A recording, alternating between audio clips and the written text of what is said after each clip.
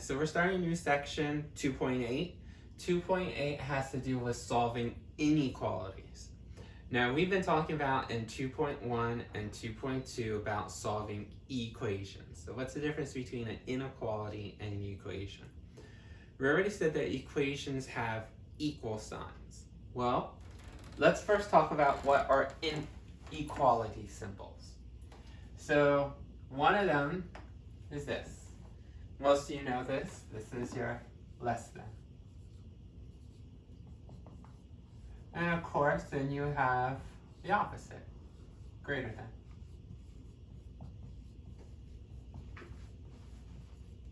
The other type is the one that has the underline. This means less than or equal to. It's half of an equal sign.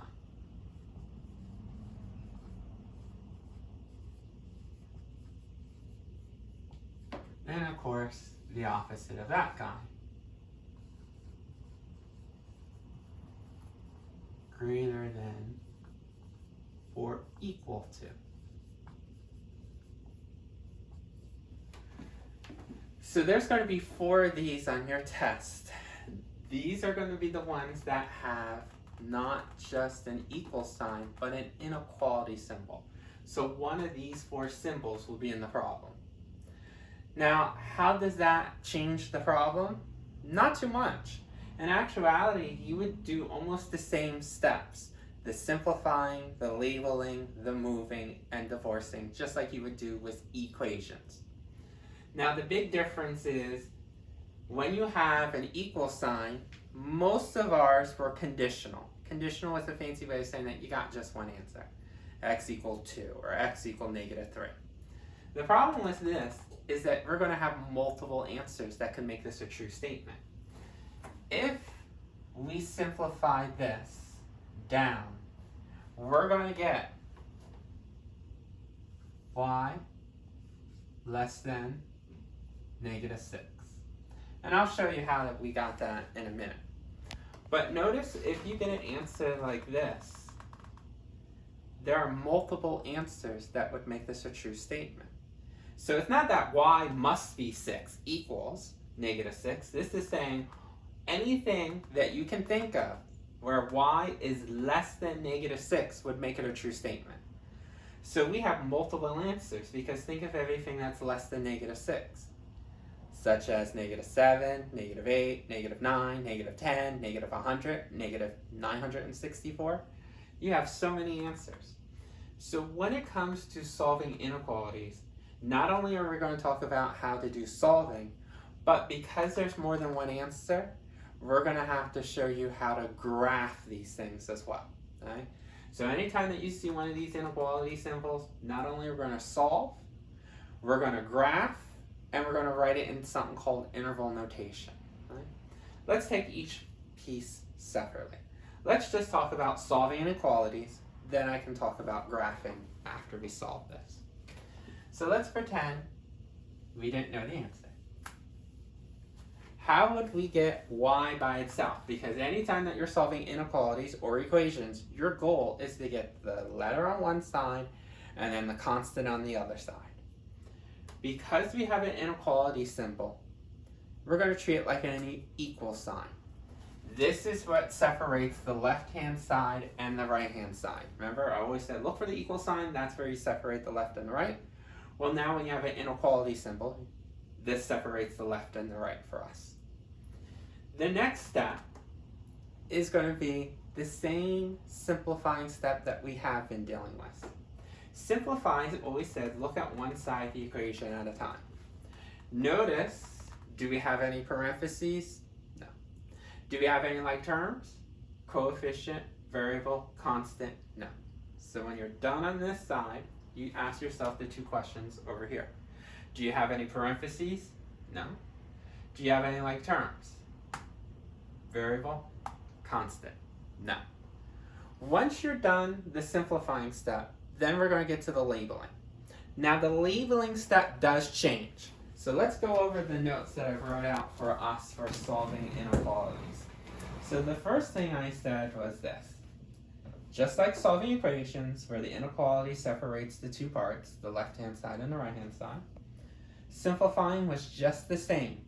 Look at one side of the equation at a time, see if you can remove any parentheses. You do that with the distributing method, tic-tac-toe board, and then you're going to see if you can collect any like terms, and we always use tug of war. Notice here it's in red. This is what changes, the labeling step. The labeling step says always label left side variable, and the right side will always be the constant. Now when we were doing equations, I always said, hey, see what side had variable. Sometimes it's the left, sometimes it's the right. Or if both sides had variables, I always said choose the higher coefficient. Not for inequalities. For inequalities, you always label left side variable, constant on the right. You might be saying, why? It's because we're going to have to graph. And I'll show you why it's so much easier when the variable is on your left side to graph anything. So even though we have variables over here on the left and the right, I don't care if this was a 3 or a 1. I don't care if this was smaller or bigger. Always label this side, the left side, as variable. Always label the right side as your constant. Okay? That's the simple way of putting the labeling step. Left variable, right hand side constant. Next, the moving. Notice there's nothing in red in the moving step, so nothing changes. It just says move all terms to the appropriate side by doing the additive inverse. You know that means opposite signs. And when you move anything, collect any like terms. Because you're collecting, you use tug of war. So let's see if there's anything that needs to move. You can see this y. Nah, it gets to stay because it's a variable. You know, we don't move the coefficients because there's nothing that says coefficients right now, so we're going to ignore him for now. Remember, these two are married. This 5, ooh, definitely not a variable because there's no letter around him. So we move him. So the opposite would be a positive. Remember, the moving step and the divorcing step, just like in equations, whatever you do on one side, you have to do to the other. So if I add 5 over here on the left-hand side of the inequality, we're going to add 5 over here on the right-hand side of the inequality. These are additive inverses, they cancel out. Bring this down. These two are my like terms. This is a constant, this is a constant. So when you have two constants, remember, look at the signs. This one's a negative, this one's a positive, different, subtract. We get the 6. Who wins the tug of war? 11 players or 5 players. Team 11, so team negative. So that's why it's a negative 6. Now we're still not done moving, just like we talked about before. Just because you have the variable here doesn't mean you're done, because you have a variable also on the right-hand side, which does not belong. It needs to go to the appropriate side. We said all variables to the left. So to move this guy, the opposite of a positive y would be a negative y. And of course, if I did this to the right, notice I do it to the left. So I'm left with a negative 6 here. And then 2y and a negative y. Remember, if you have to, if you don't see a number in front, there's an understood coefficient of 1. So 2 and 1, positive, negative, subtract. You're going to get 1y. Who wins the tug of war? 2 players are 1, team 2, so team positive. And then down here, you should know that 1 times y is the same thing as y. Or if you didn't know that, we could go to our next step. Once you're done moving, it's the divorcing step. Now notice in the divorcing step, there is one part that's red and then the rest is black. The red part says, hey, what you have to do before you actually divide is look at the coefficient. If the coefficient is negative, this is where you're going to switch the inequality symbol. Now what do I mean by switch the inequality? The inequality symbol that we have is greater. If there was a negative in front, then you would switch it to the opposite, which is less than.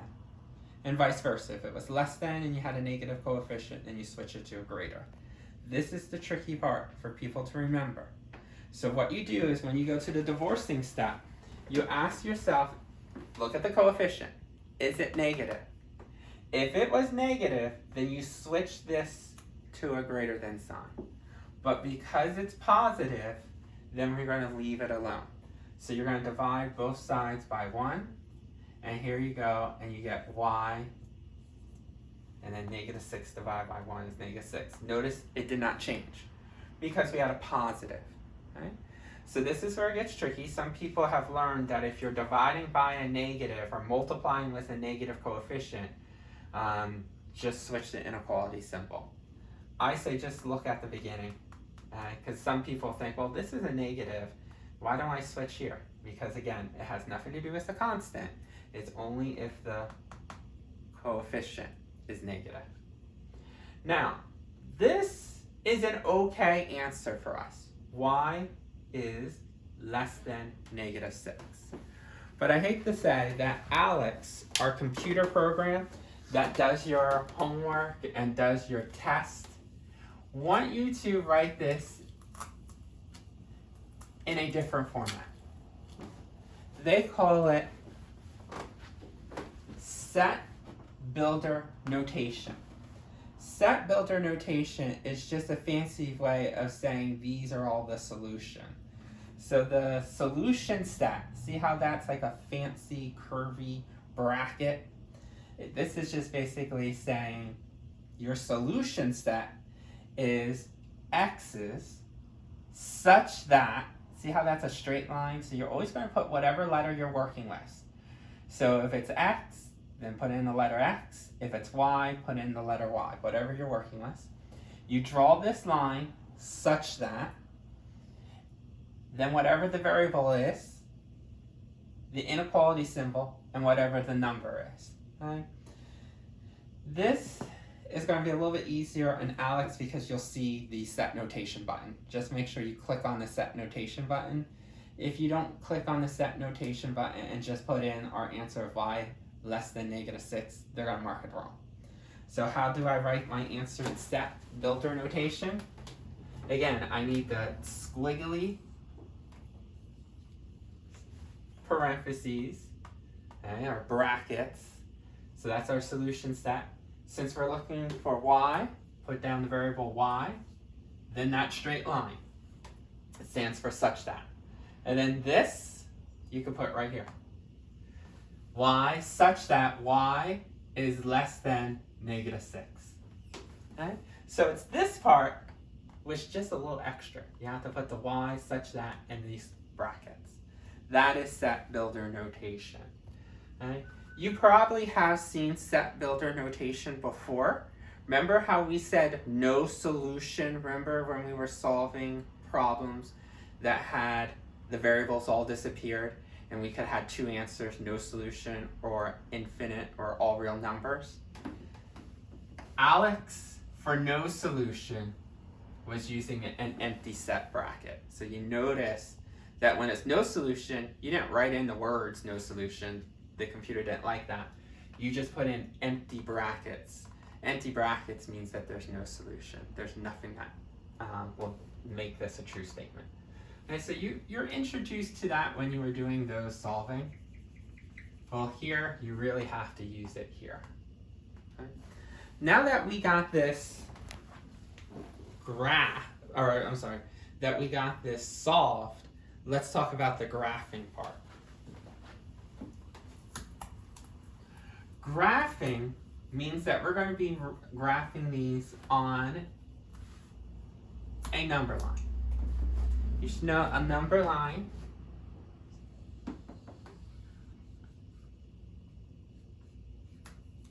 is just a horizontal line. I usually draw 0 somewhere in the middle, but you don't have to. Okay? 0 could have been over here, or it could be over here, because this is what we're going to call a continuous number line. So if I did 0 here, we're going to go over in the positive direction to the right. So we're going to get bigger. 1, 2, 3, 4, 5, 6. And then that arrowhead will represent infinity. So a lot of times you'll see a symbol that's a sideways 8. that just means infinity, that it goes on and on forever. Because my board's small, I couldn't get to 7, 8, 9, 10. Then on this side, we're going to have just the opposite. We're going in a negative direction. Notice I start from 0 and count it out. 1, 2, 3, 4. I need some more space. 5, 6. We'll squeeze in a negative 7. And then this was positive infinity. This is going to be known as negative infinity. Now, to represent the difference between this guy and this guy, remember how positive numbers, we don't have to put a plus sign, but anything that's negative, you have to put a negative? See how like here, I put negatives for these numbers, but here I didn't? Because positive, you don't need to write a sign. So this, to represent this arrowhead, you always represent negative infinity. Right? So you have to put the negative sign and then the sideways 8. So this would go on forever. Negative 8, 9, 10, negative 100, negative a million, negative 568 billion. Right? So you have a number line. So now that you know what a number line is, let me get a different color pen. To graph, you're going to have to find the number on the number line. So this is always going to be a number, should be. So what you're going to do is find number on the number line.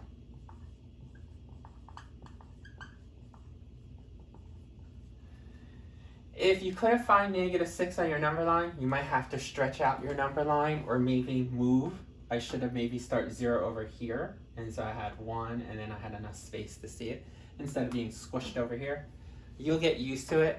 Luckily with Alex, they'll already have the number line there. They'll already start numbering the line for you.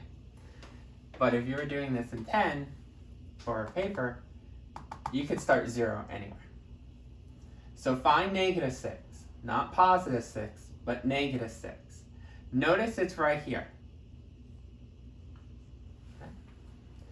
There are 2 different ways to mark this on your graph.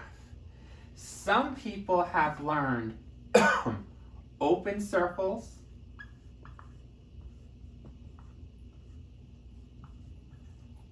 and closed circles.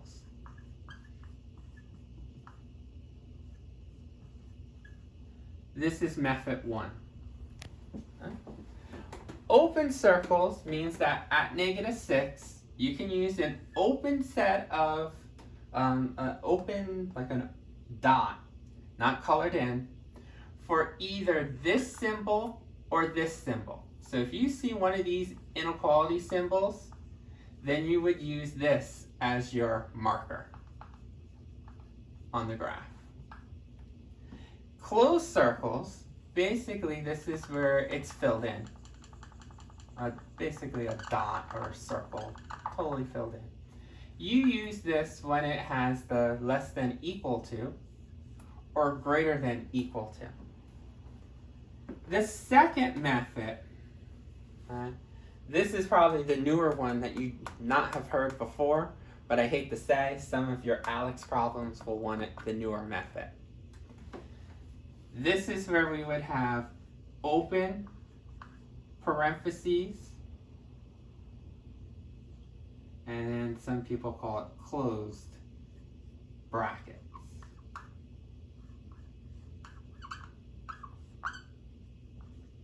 So if you had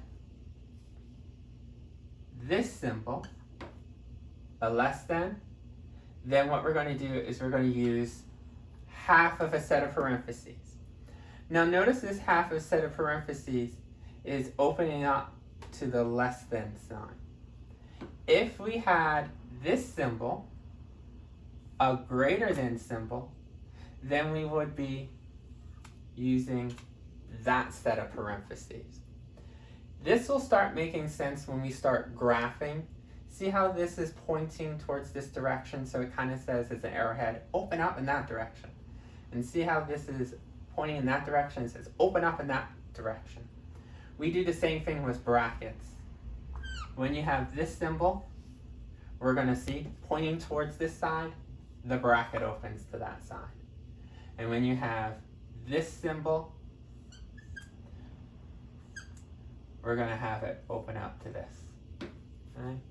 To me, this is much easier, and this is the one that you've learned probably and more relatable to, but I hate to say Alex doesn't recognize these symbols all the time.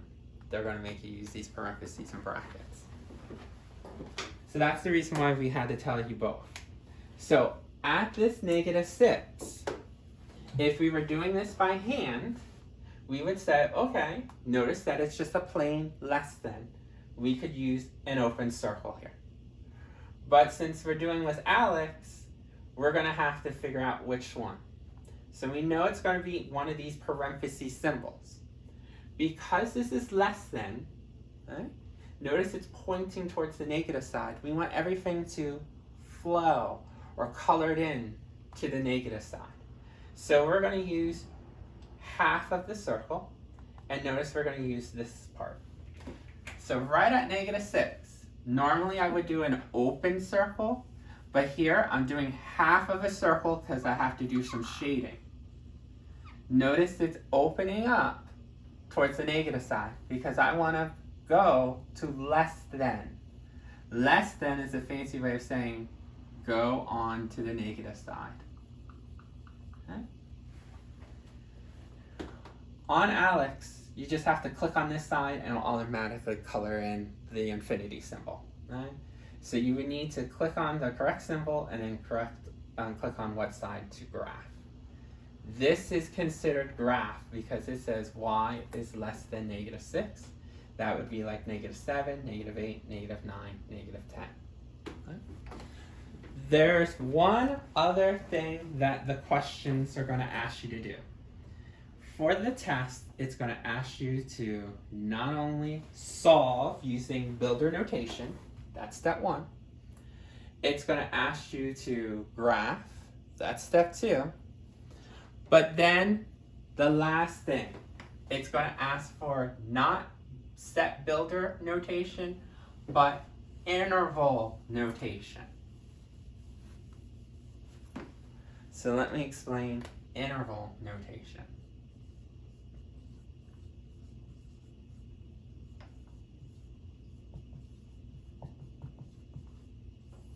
Interval notation was used to shorthand that you didn't have to graph the graph. If you saw interval notation, then you could visually picture the graph. How do we do interval notation?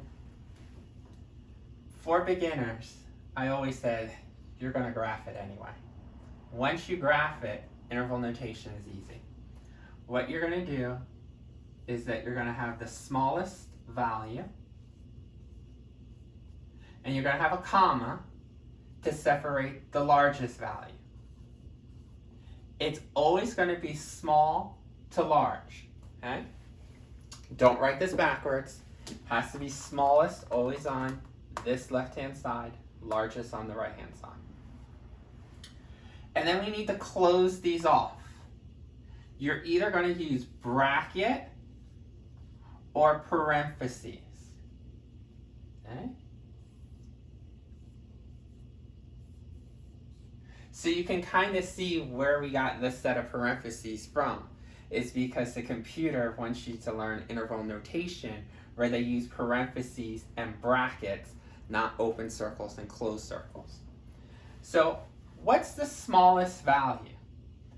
Well, notice my smallest value is actually a symbol called negative infinity. It's not -7 because remember this goes on and on forever. This goes -8, -9, -11, -12, so forth. So my smallest value is actually negative infinity. A lot of people will say, instead of thinking smallest, what is the furthest value to the left? And the largest is always the furthest value on the right side. Okay? I think most people understand smallest to largest, but some people are directional, left and right. So where does the graph, and when I mean the graph, I mean this red marker, where does this red marker end to the right, or the largest number that's in red is -6. Now we need to separate negative infinity from the -6 by putting in a comma. We need to close this. How do we close this? Well, it's pretty easy at -6 because what type of marker did we use at -6? We use parentheses. What does parentheses mean? Means that we can get close to this number but not actually land on it, okay? So when we have infinity symbols, we always use parentheses because no one knows the exact number of infinity. Infinity actually just goes on and on and on forever. So instead of always using brackets, anytime you see an infinity symbol, on that side you will always use parentheses. So when you're doing interval notation, when you have a infinity symbol, maybe negative or maybe positive, use parentheses on that side. For the number side, just look at the marker and see if it's parentheses or brackets. We're going to practice a lot more doing all these 3 steps. I know it's a little long and confusing, but these 2 are new to you, so that will just take some use to. So practice, practice, practice.